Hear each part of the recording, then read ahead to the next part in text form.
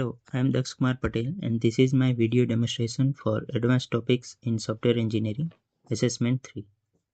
The goal of this project was to develop an intelligent, rule-driven system for a cinema where optimizing seat allocation is critical to both revenue and customer satisfaction. The system ensures groups can sit together, avoid single seat gaps, and support accessibility, VIP seating, and administrative overrides. This is especially relevant for business like cinemas, which often struggle with scattered empty seats and inefficient space usage during group bookings. Now comes to design model and requirements. I began by finding 8 key functional requirements such as group allocation, admin override, and solo user handling. I also defined 3 non-functional requirements including responsiveness, compatibility, and system performance. The project followed the V model of software development, which allowed me to pair each component phase with a corresponding testing phase. To support the design, I created a full set of UML diagrams. First is the use case diagram, shows how customer and admins interact with the system. The second is activity diagrams, model flows like group bookings and admin override. Third is sequence diagrams, demonstrate how system behavior over time for bookings and rescheduling. Lastly, the class diagram shows how components like seat, group, and seating chart are structured using object-oriented principle. Additionally, I created a React component interaction diagram to show how the app is built modularly and a seat state diagram to explain how different seats type behave with the algorithm. Now comes to algorithm explanation. The seat allocation algorithm is at the core of this project. It begins by checking the group size and preferences, such as whether VIP or accessible seating is needed, or whether elderly or children are part of the group.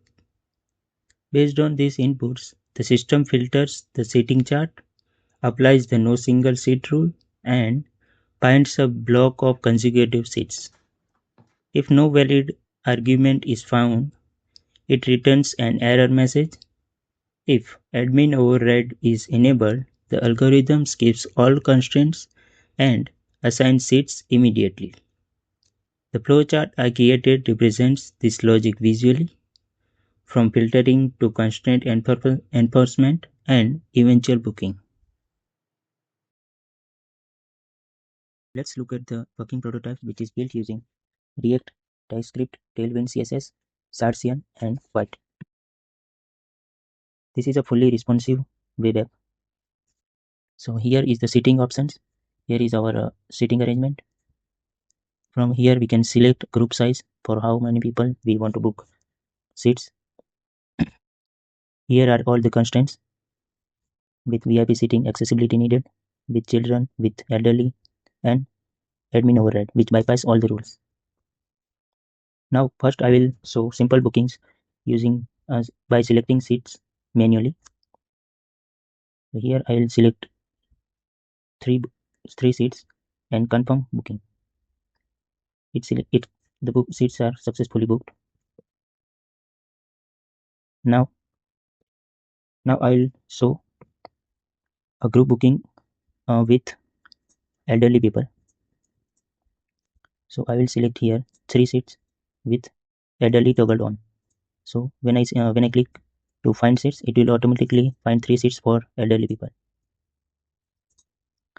See here, it finds 3 books for elderly people in the elderly section. Here are all the types of seats. Green ones are regular, yellow ones are for VIP, blue ones are for accessibility. This zone is age restricted zone. These orange ones are for elderly people. These red ones are unavailable or broken seats, which are randomly selected. So these books we can't select. So here it finds 3 seats for elderly people. Now I'll confirm this. When I toggle on accessibility needed, it will find seats in this section. It will find, let's take for 2 people. So it will find these 2 seats, 2A and 1L, which is for only accessibility. Now let's select VIP seating for 4 people.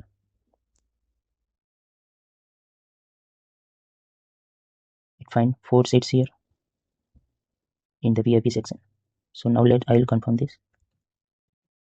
Now let me try to book a single seat here. See, it doesn't confirm my seats because I select a single seat, which is not in our rules, that we can't, no single person can be booked. So when I click here, it shows group size error. The minimum group size is for 2 people. Now let me book with children in that age restricted zone. So when I click here, with children toggled on. So let's see what it does. When I click to confirm booking, it gives me an error, age restriction error.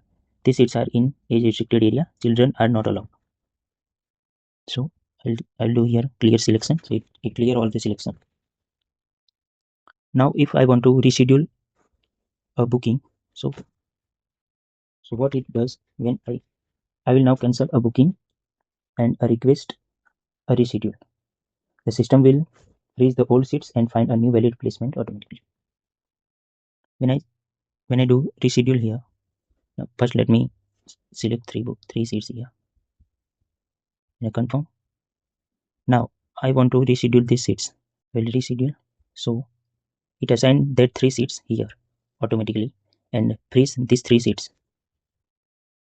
So I can now again book these 3 seats for other people. So now I'll confirm these 3. Booking is confirmed. From here I can also cancel this booking. So it automatically cancels this. Now let's try admin override. When I click here, it will assign seats from anywhere, even in the accessibility section, because it's admin override. It directly confirms this booking in the VIP section. It bypasses all the constraints.